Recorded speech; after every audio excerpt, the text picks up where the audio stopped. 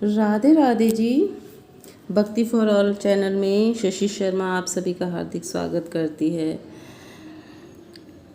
बंधुओं, आज का वीडियो हमारा अक्षय पात्र के बारे में है। वो अक्षय पात्र जो जिसका कभी नाश नहीं होता, जिसका कभी क्षय नहीं होता। अक्षय पात्र। पैसा तो सभी कमाना चाहते हैं। हर व्यक्ति का जीवन में मुख्य उद्देश्य यही होता है कि हम पैसा कमाएं और बहुत पैसा कमाएं, लेकिन नहीं कमा पाते हैं। हर इंसान नहीं कमा पाता। हर इंसान करोड़पति नहीं होता, अरबपति नहीं होता, खरबपति नहीं होता, यहाँ तक कि हर इंसान लखपति भी नहीं होता।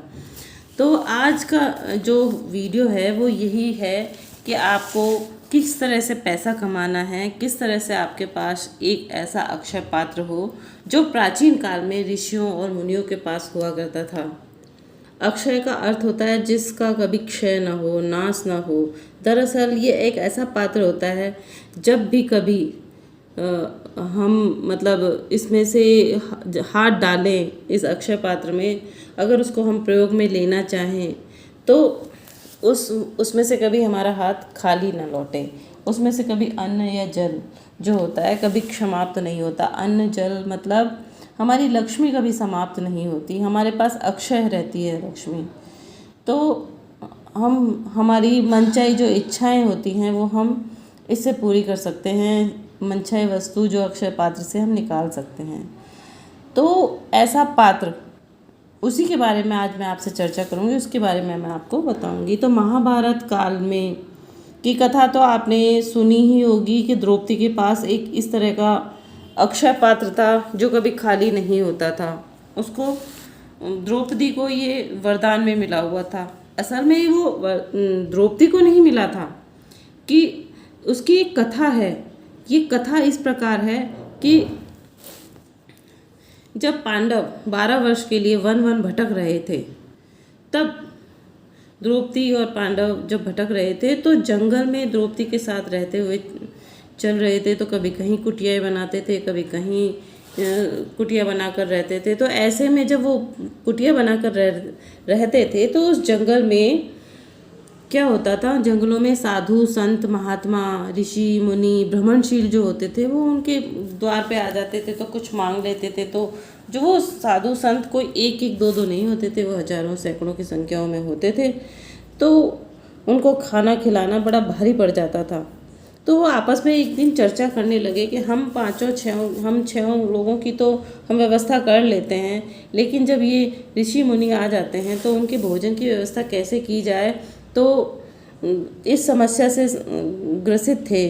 तो उन्होंने, युधिष्ठिर ने क्या किया, भगवान सूर्य नारायण का जप किया। उन्होंने, युधिष्ठिर ने 108 सूर्य नारायण भगवान का 1 महीने तक लगातार जाप किया, जिससे सूर्य भगवान प्रसन्न हो गए और उन्होंने युधिष्ठिर को प्रसन्न होकर के एक अक्षय पात्र प्रदान किया और युधिष्ठिर से कहा कि यह अक्षय पात्र आपके पास रहेगा और तब तक भरा ही रहेगा जब तक ये कभी भी खाली नहीं होगा, कभी कमी नहीं होगी।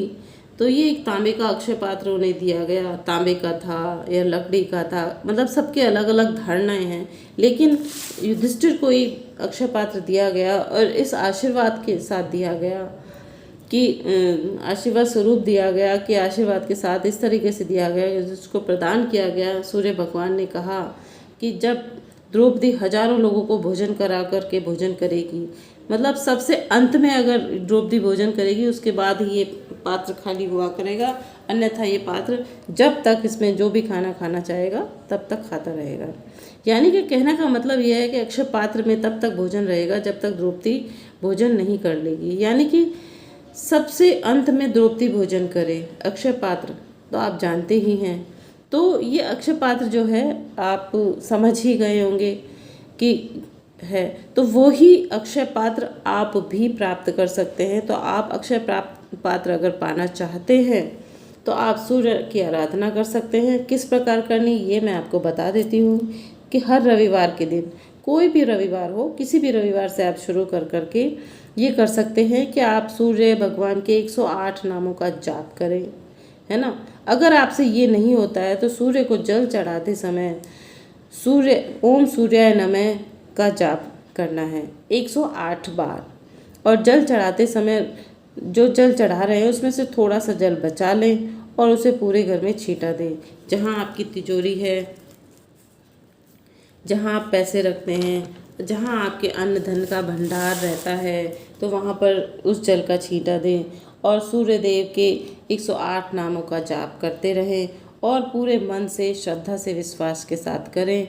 और सूर्य को जल चढ़ाते समय शास्त्रों में लिखा हुआ है कि सूर्य मंत्र का जाप 108 बार, या तो आप सूर्य देव के 108 नामों का जाप कीजिए, या सूर्य देव के मंत्र का जो जाप है कि ओम सूर्य देवाय नमः, ओम आदित्याय नमः, ओम भास्कराय नमः। एक मंत्र ये भी है कि सूर्य देवो सहस्रासो तेजो राशि जगतपते अनुकंपाय माँ भगत या गहनादय दिवाकर, ओम सूर्याय नमः, ओम आदित्याय नमः, ओम भास्कराय नमः का जाप करें। तो ऐसे व्यक्ति की जेब कभी खाली नहीं रहती है। घर में अन्न और जल के भंडार भरे रहते हैं, अन्न और धन के भंडार भरे रहते हैं, तिजोरियाँ भरी रहती हैं, कोई भी काम कभी रुक नहीं सकता, लक्ष्मी स्थायी रूप से निवास करती है। तो ये छोटी सी मतलब छोटा सा उपाय है और परंतु बड़े काम का है, बड़ी जानकारी, छोटी सी है परंतु है तो जानकारी बड़ी। तो आप आपको ये जानकारी कैसी लगी, आप इस उपाय को करके देखिए कि किस तरह आपके घर पे लक्ष्मी स्थायी निवास बना लेती है। आपका जो वो अक्षय पात्र है, जिस तांबे के लोटे से आप जल चढ़ाएंगे, वो किस तरह अक्षय पात्र में तब्दील हो जाता है, ये आप खुद अनुभव करेंगे। तो कीजिए आप। और आपको वीडियो कैसा लगा तो लाइक करके बता दीजिए, शेयर कर लीजिए, सब्सक्राइब कर लीजिए।